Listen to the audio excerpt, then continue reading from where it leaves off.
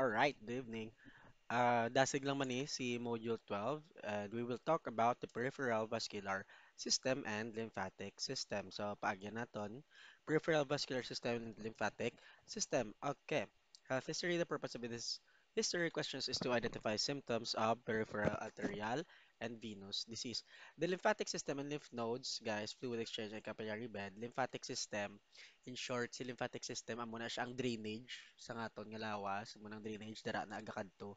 Usually si spleen, no, si spleen gina dira ano bra ni spleen dira na ginaga kadto ang mga patay nga blood cells or mga bacteria na blana. Do siya ang gahimos mo na panumduman ta. Siya ang gahimos. Okay? Common or concerning symptoms, pain in the arms or legs, kay nga pitla. Peripheral vascular system, peripheral, magamata peripheral, peripheries. Ano mga peripheries? Mga muni, kamot, tiil na. Peripheries. Peripheral vision, no? Diri sa kilid na. Amo na, sa kilid. Pain in the arms or legs. Of course, kinamba ko na sa kilid ang mga layo. Arms and legs. Intermittent claudication. Magamba kita. Intermittent claudication. Anong intermittent claudication? Ano lang na, pain. Okay, sa legs, sa tuhod, kung mag-exercise. Paano siya mag-ayo?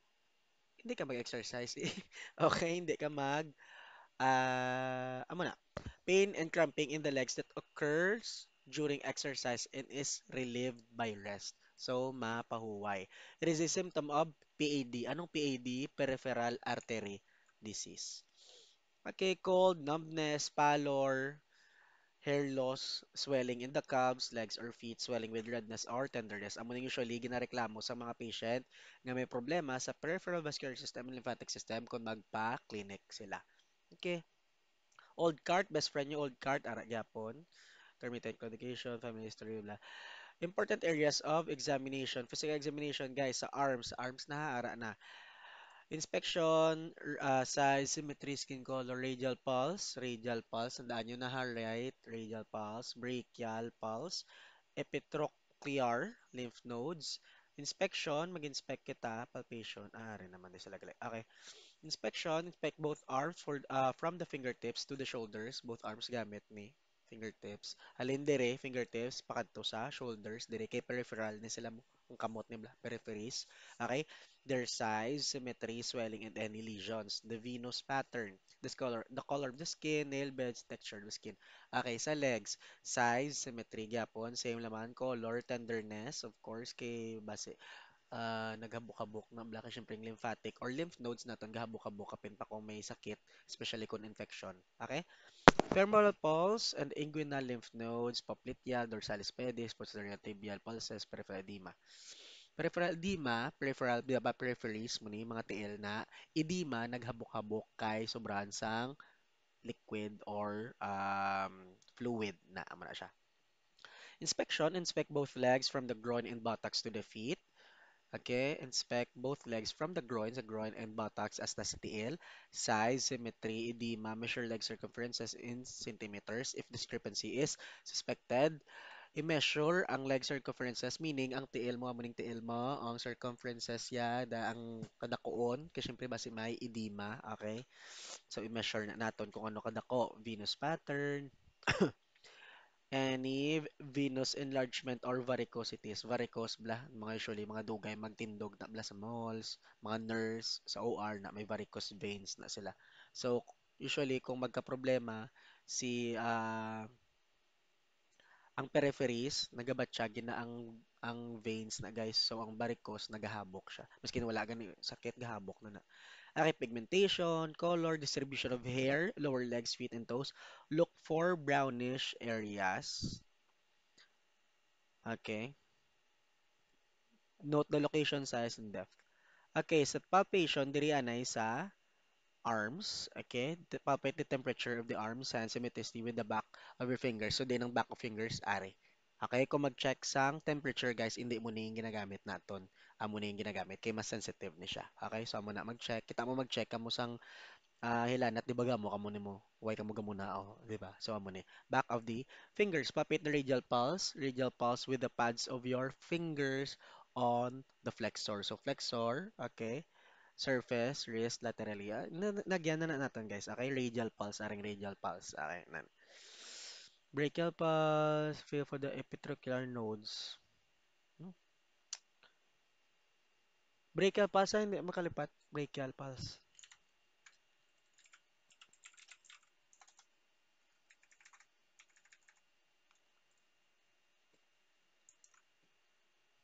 Palpation, sa tiil na, palpate the temperature of both legs and feet, simultaneously with the back of your hands. Of course, same lang man. Palpate edema, pitting edema.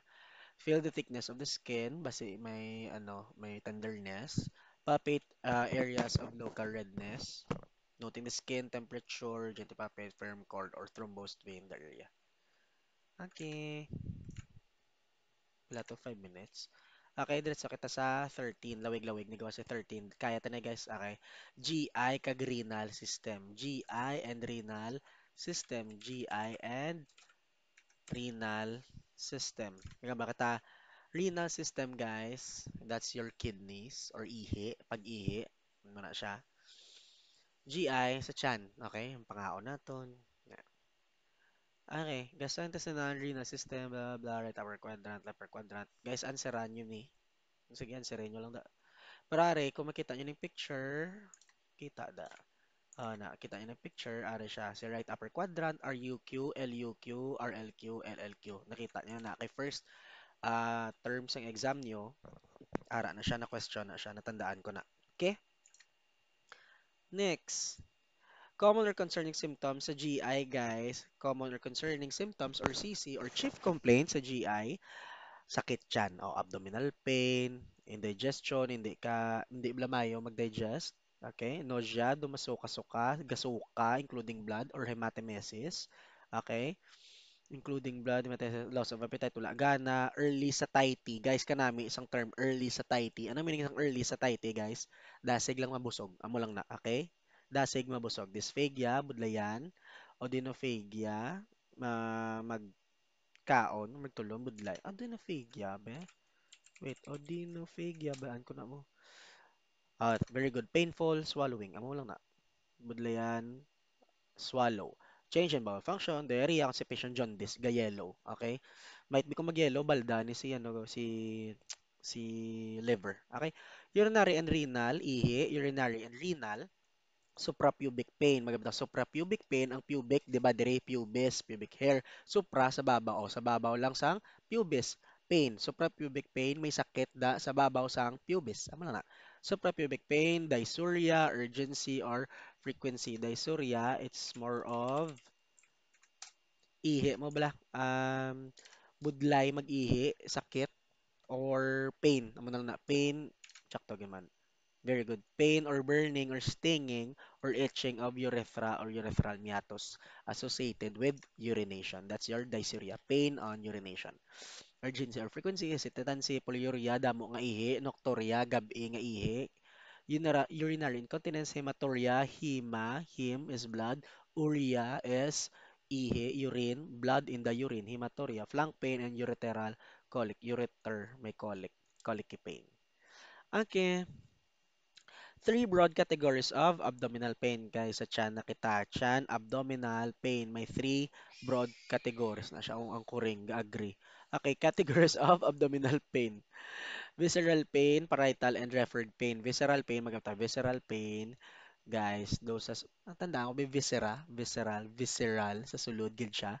Okay, and usually, forcefully or are distended or stretched. Solid organs such as liver can also become painful when their capsules are stretched. Visceral pain may be difficult to localize. Of course, kaya ko na sa sulod, gid siya.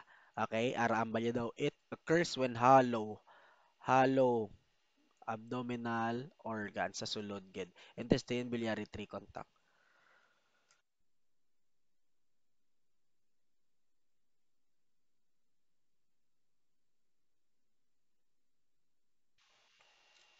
Ay, visceral pain varies in quality and may be gnawing, burning, cramping, or aching. Okay, parietal pain, parietal peritoneum or peritonitis. It is a steady aching pain and is usually more severe than visceral pain and more precisely localized over the involved structure. It is typically aggravated by movement or coughing. Ba, parietal pain, batsyag, sulod. It originates from inflammation in the parietal peritoneum. Amo na yung parietal peritoneum. Peritoneum, di ba peritoneum, amo ni sulod. Parietal refers to the outer layer, sagwa lang. Okay? Covers the abdomen, pelvic walls, as well as the diaphragm. So, ara. Dinding tsakto nga picture. Ara na lang. Parietal peritoneum. Nan. Kaya, okay, steady aching pain, distance size, sorry, sa referred pain, it is felt in more distant sites which are innervated at approximately the same spinal levels as the disordered structures, blah, blah. Referred pain often develops as the initial pain becomes more intense and thus seems to radiate. Radiate or referred pain, for example, sakit-sakit na to, nagadugang lang ang sa punta, dampi. Kaya nga, referred pain lang siya. Naga-radiate lang ang sakit. Ari pa di. Old cart, best friend, upper abdominal pain, discomfort, application. Questions, guys, ha? Balaan nyo na na. Okay, onset, sir. Sang sanon nyo lang na batyagan, nga nagsakit inyo. Muni mo na, din dampi. Ang gasakit, ara na da. Ibutan nyo lang na da. Okay? Ah, chronic upper abdominal pain or discomfort.